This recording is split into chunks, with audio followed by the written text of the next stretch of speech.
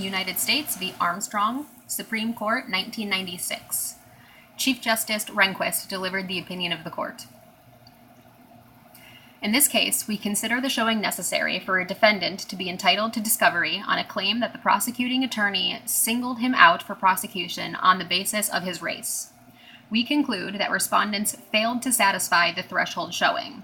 They failed to show that the government declined to prosecute similarly situated suspects of other races.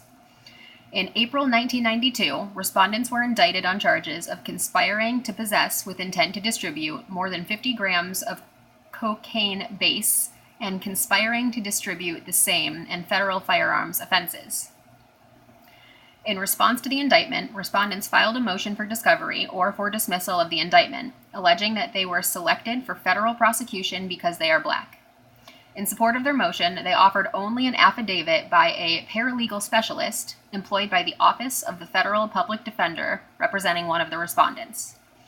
The only allegation in the affidavit was that, in every one of the 24 narcotics cases closed by the office since during 1991, the defendant was Black.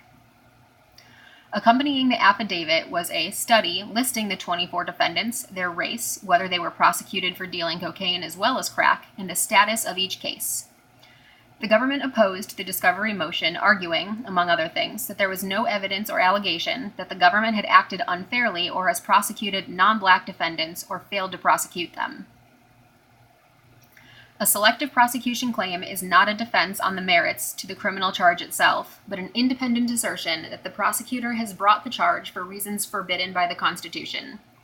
Our cases delineating the necessary elements to prove a claim of selective prosecution have taken great pains to explain that the standard is a demanding one. A selective prosecution claim asks a court to exercise judicial power over a special province of the executive. The Attorney General and United States attorneys retain broad discretion to enforce the nation's criminal laws. They have this latitude because they are designated by statute as the president's delegates to help him discharge his constitutional responsibility to take care that the laws be faithfully executed. As a result, the presumption of regularity supports their prosecutorial decisions, and, in the absence of clear evidence to the contrary, courts presume that they have properly discharged their official duties. So long as the prosecutor has probable cause to believe that the accused committed an offense defined by statute, the decision whether or not to prosecute and what charge to be filed or bring before a grand jury generally rests entirely in his discretion. Of course, a prosecutor's discretion is subject to constitutional constraints. One of these constraints, imposed by the equal protection components of the Due Process Clause of the Fifth Amendment, is that the decision whether to prosecute may not be based on an unjustifiable standard such as race, religion, or other arbitrary classification. A defendant may demonstrate that the administration of a criminal law is directed so exclusively at a particular class of persons with a mind so unequal and oppressive that the system of prosecution amounts to a practical denial of equal protection of the law.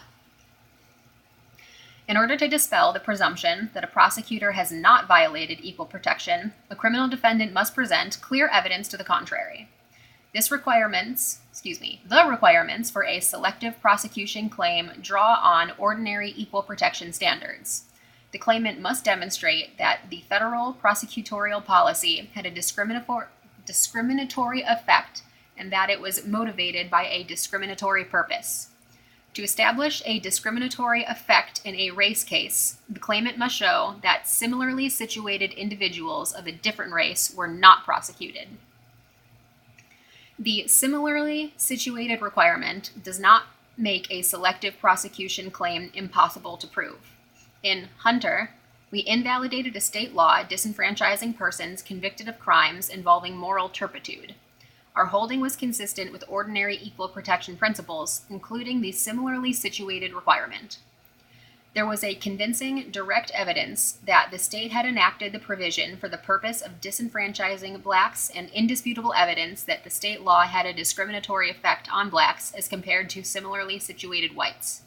Blacks were, by even the most modest estimate, at least 1.7 times as likely as whites to suffer disenfranchisement under the law in question. Having reviewed the requirements to prove a selective prosecution claim, we turn to the showing necessary to obtain discovery in support of a claim. If discovery is ordered, the government must assemble from its own files documents which might corroborate or refute the defendant's claims. Discovery thus imposes many of the costs present when the government must respond to a prima facie case of selective prosecution. It will divert prosecutors' resources and may disclose the government's prosecutorial strategy. The justifications for a rigorous standard for the elements of a selective prosecution claim thus require a correspondingly rigorous standard for discovery in aid of such a claim. The parties and the courts of appeals, which have considered the requisite showing to establish entitlement to discovery, describe this showing with a variety of phrases like colorable basis, substantial threshold showing, substantial and concrete basis, or reasonable likelihood. However, the many labels for this showing conceal the degree of consensus about the evidence necessary to meet it. The Court of Appeals require some evidence tending to show that the existence of the essential elements of the defense, discriminatory effect and discriminatory intent. In this case, we consider what evidence constitutes some evidence tending to show the existence of the discriminatory effect element. The Court of Appeals held that a defendant may establish a colorable basis for discriminatory effect without evidence that the government has failed to prosecute others who are similarly situated to the defendant. We think it was mistaken in this view. The Court of Appeals reached its decision in part because it started with the presumption that people of all races commit all types of crimes, not with the premise that any type of crime is the exclusive province of any particular racial or ethnic group. It cited no authority for this proposition, which seems contradicted by the most recent statistics of the United States Sentencing Commission. Those statistics show more than 90% of the persons sentenced in 1994 for crack cocaine trafficking were black, 93.4% of convicted LSD dealers were white, and 91% of those convicted for pornography or prostitution were white. Presumptions at war with presumably reliable statistics have no proper place in the analysis of this issue. The Court of Appeals also expressed concern about the evidentiary obstacles defendants face, but all of its sister circuits have confronted the issue. All of its sister circuits that have confronted the issue have required that defendants produce some evidence of differential treatment of similarly situated members of other races or protected classes. In the present case, if the claim of selective prosecution were well-founded, it should not have been an insuperable task to prove that persons of other races were being treated differently than respondents. For instance, respondents could have investigated whether similarly situated persons of other races were prosecuted by the state of California and were known to federal law enforcement officers, but were not prosecuted in federal court.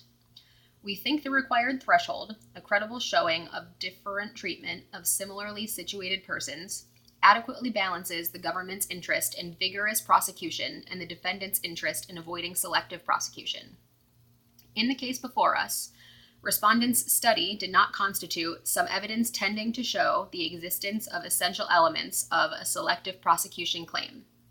The study failed to identify individuals who were not black and could have been prosecuted for the offenses for which respondents were charged, but were not so prosecuted. The newspaper article, which discussed the discriminatory effect of federal drug sentencing laws, was not relevant to an allegation of discrimination in decisions to prosecute. Respondents' affidavits, which recounted one attorney's conversation with a drug treatment center employee and the experience of another attorney defending drug prosecutions in state court, recounted hearsay and reported personal conclusions based on anecdotal evidence. The judgment of the Court of Appeals is therefore reversed, and the case is remanded for proceedings consistent with this opinion.